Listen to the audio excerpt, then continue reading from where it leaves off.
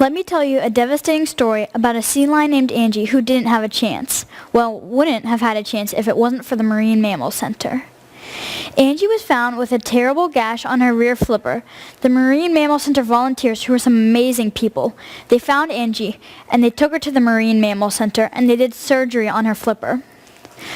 The surgery removed 2 of Angie's digits. Imagine waking up without a thumb or index finger. But Angie was still going to die. They made the risky decision to amputate the entire flipper. This is a happy story. The surgery worked, and Angie, with only 1 flipper, was released back into the ocean where you might see her today. When I heard that story, it tugged at my heart. Who wouldn't fall in love with a sea lion? I learned more about the rescue center, the vets, and the volunteers, and I learned that they needed money. As cute as they are, sea lions can't pay for their hospital stay. So I wrote a book. This is important. I am going to come back to this. Not only did the story of Angie's tale move my heart, it moved my hands and my time and my creativity. I wrote a book, Angie's Tale, and published it through lulu.com. It was a lot of work, and I got a lot of help. I even got a lot of publicity with the local paper doing a whole article on me. Each book raises money for the Marine Mammal Center. Do you want to know what I learned? Books don't raise a lot of money. First, each book is about $10 and makes only 76 cents for the center. I have sold over 100 books online and at book signings. Secondly, each book is about $10 and only makes 76 cents for the center.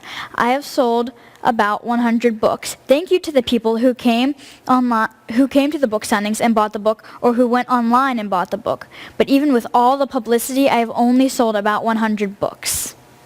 Once again, not only did the story of Angie's Tale move my heart, it moved my hands and my time and my creativity. I created a web page, jayleeduncan.weebly.com. And I researched different types of ways that people who were moved by Angie's story could donate directly to the Marine Mammal Center or buy the book. I did my research on something called a donate button. I went with the donate button that would give the most money to the Marine Mammal Center, and I put a donate button on my webpage. But I realized as much as the story of Angie's Tale inspired me to give more than just a moment where my heart was touched, it is very hard to ask others to do the same. I started with you by saying, let me tell you a devastating story, and I really appreciate what you have already given me. You have listened. You are still here. Or for those of you watching you haven't left the theater. Or for those of you watching online, you haven't moved on to the next video. But how do I get you from passively listening to the story of Angie's Tale and the Marine Mammal Center to actively doing something like buying a book or pressing a donate button? In the first case, you're giving up your time. In the second case, you're giving up your time and your money. And we all have a limited supply of both. I worry that if I ask you to buy my book or donate money, you won't buy my classmates' books. Ava, Britt, and Quincy wrote a book titled Don't Smoke that raises money for the Lung Cancer Alliance. My dad is undergoing chemotherapy right now because he's been diagnosed with lung cancer. I don't want to take money away from that charity and the many others that are working to save lives. But Angie's story is not the only one I want to tell. Let me tell you just one more story. It is the story of Laverne. She was a baby sea lion, a pup, found malnourished with pneumonia and nearly blind. She was one of the hundreds of malnourished and dehydrated sea lion pups that have been stranded along the northern California coast. Once again, the Marine Mammal Center came to the rescue. They fed Laverne, and they helped her recover, and they did some surgery on the cataracts in her eyes. And, like Angie, she was released back into the Pacific Ocean and possibly having pups of her own.